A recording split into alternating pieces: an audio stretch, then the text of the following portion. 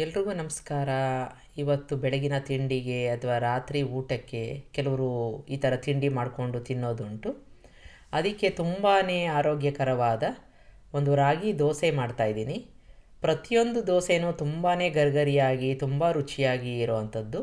ಇದಕ್ಕೆ ಒಂದು ಕಾಯಿ ಚಟ್ನಿ ಮಾಡಿಕೊಂಡ್ರೆ ಸಾಕು. ಹೇಗೆ ಮಾಡೋದು ಅಂತ ನೋಡೋಣ. 1 ಕಪ್ನಷ್ಟು ರಾಗಿನ ಹಾಕ್ಕೋತಾ ಇದ್ದೀನಿ, ಅರ್ಧ ಕಪ್ನಷ್ಟು ಅಕ್ಕಿನ ಹಾಕ್ಕೋತಾ ಇದ್ದೀನಿ, 1/4 ಕಪ್ನಷ್ಟು ಉದ್ದಿನಬೇಳೆ, 1 ಟೀ ಸ್ಪೂನಷ್ಟು ಮೆಂತ್ಯ, 1/4 ಕಪ್ನಷ್ಟು ಅವಲಕ್ಕಿ. ಇದು 1/4 ಕಪ್ನಷ್ಟು ನಾನು ಇನ್ನೊಂದು ಮಿಲೆಟ್ನ ಹಾಕ್ಕೋತಾ ಇದ್ದೀನಿ, ಉದಲು ಅಂತ. ಬೇಡದೆ ಹೊರ ಸ್ಕಿಪ್ ಮಾಡ್ಬೋದು. 2 ಸ್ಪೂನು ಕಡಲೆಬೇಳೆ ಹಾಕ್ಕೊಂಡು ಚೆನ್ನಾಗಿ ತೊಳೆದು ಒಂದು 7 ಗಂಟೆ ಕಾಲ ನೆನೆಸ್ಕೊಳ್ಳೋಣ. ಈಗ ಚೆನ್ನಾಗಿ ನೆಂದಿದೆ, ನೀರನ್ನೆಲ್ಲ ತೆಗೆದುಬಿಟ್ಟು ಮಿಕ್ಸಿ ಜಾರ್ಗೆ ಹಾಕ್ಕೊಂಡು ನುಣ್ಣಿಗೆ ರುಬ್ಕೋಬೇಕು. ಜಾಸ್ತಿ ನೀರು ಹಾಕೋದು ಬೇಡ, ಸ್ವಲ್ಪ ಗಟ್ಟಿಯಾಗೇ ಇರಲಿ ಹಿಟ್ಟು. ಆನಂತರದಲ್ಲಿ ನಾವು ಅದನ್ನು ಮಿಕ್ಸ್ ಮಾಡ್ಕೋಬೇಕಾದ್ರೆ ನೀರನ್ನು ಹಾಕ್ಕೊಂಡು ತೆಳ್ಳಗೆ ಮಾಡ್ಕೋಬೋದು. ಈಗ ಒಂದು ಪಾತ್ರೆಗೆ ಹಾಕ್ಕೋತಾ ಇದ್ದೀನಿ ರುಬ್ಕೊಂಡಿರೋದನ್ನು. ಇದನ್ನು ಮುಚ್ಚಿ ನಾವು ಫರ್ಮೆಂಟ್ ಆಗೋಕ್ಕೆ ಬಿಡೋಣ. ಸುಮಾರು ಒಂದು 8 ಗಂಟೆ ಕಾಲ ಮಿನಿಮಮ್ ಬಿಟ್ಟಿದ್ದೀನಿ. ನೋಡಿ, ತುಂಬ ಚೆನ್ನಾಗಿ ಹುದುಗು ಬಂದಿದೆ.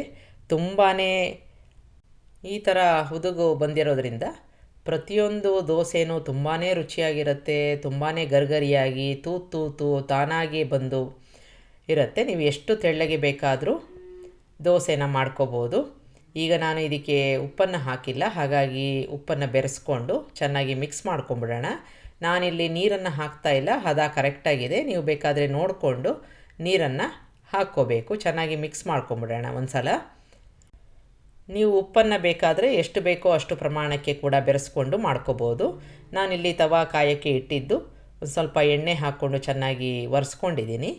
ಈಗ 1 ಸೌಟಿನಷ್ಟು ಹಿಟ್ಟನ್ನು ಹಾಕ್ಕೊಂಡು ನಿಧಾನಕ್ಕೆ ಈ ರೀತಿಯಾಗಿ ಹರಡ್ಕೋಬೇಕು. ನಿಮಗೆ ಎಷ್ಟು ತೆಳ್ಳಗೆ ಬೇಕೋ ಅಷ್ಟು ತೆಳ್ಳಗೆ ಹರಡ್ಕೋಬೇಕು. ತುಂಬಾ ರುಚಿಯಾಗಿ ಬರುತ್ತೆ. ಈಗ ಇದಕ್ಕೆ ನೀವು ಎಣ್ಣೆ ತುಪ್ಪ ಯಾವುದು ಇಷ್ಟನೋ ಅದನ್ನು ಹಾಕ್ಕೋಬೋದು. ನಾನಿಲ್ಲಿ ತುಪ್ಪನ ಹಾಕ್ಕೋತಾ ಇದ್ದೀನಿ, ನೀವು ಬೇಕಾದರೆ ಎಣ್ಣೆ ಸಹ ಹಾಕ್ಕೋಬೋದು.